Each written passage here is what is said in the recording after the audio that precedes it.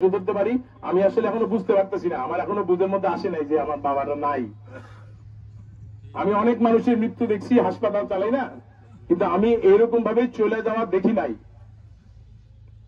যখন শেষ পর্যন্ত ওনাকে বলা হলো যে আর ওনার ব্লাড প্রেশার তখন শূন্য হয়ে গেছে, তখন বলা হলো ডাক্তারে যে আপনারা ওনাকে সময় দেন। আমরা যখন, আমি, আমার দুই বোন, আমার মা, ওনার নাতি নাতনিরা, আমার বাচ্চা দুটো বিদেশি ছিল, তারা টেলিফোনে ধরছে, ছবি দিয়া ভিডিও দিয়া আমার বাবার কানে লাগাই দিছি, ওরা কানে কানে কথা বলছে, আমরা কথা বলছি, তাদের জড়াই ধরা।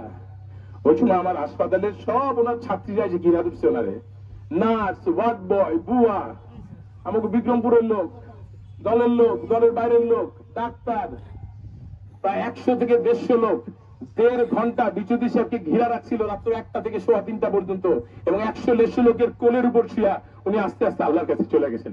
আমি এইরকম বর্ণাঢ্য যাত্রা, এই সম্মান, এই মর্যাদা রাষ্ট্র দিতে পারবে না, এটা আল্লাহ দিতে পারবে, আপনাদের ভালোবাসার জন্য পারবে। আপনারা দয়া করে আজকে ওনাকে যখন দেখবো, শৃঙ্খলা বজায় রেখে দেখবো, এবং আমি আমার ভালোবাসার জায়গা তৈরি করতে পারি সব মানুষকে মিলা, তাহলে বিচৌধুরী সাহেবের প্রতি সম্মান জানানো হবে।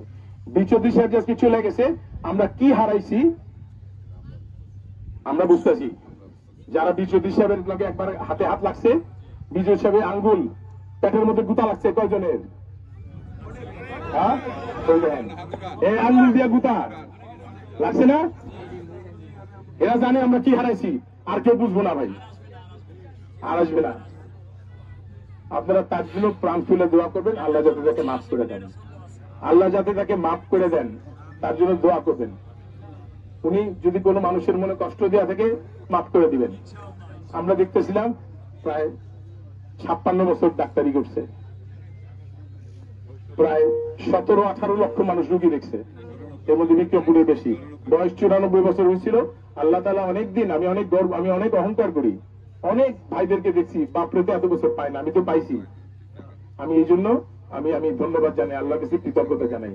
আমরা শুধু আজকে দোয়া করতে চাই, এবং কোন এটাই সবচেয়ে বড় সম্মান, বিক্রমপুরের মানুষরা আমার বাবাকে কাঁধের উপর নিয়ে কালেমায়ে শাহাদাত পড়তে পড়তে বিক্রমপুরের মাটিতে আমরা সহায় দিব, এটাই আমাদের সবচেয়ে বড় সম্মান।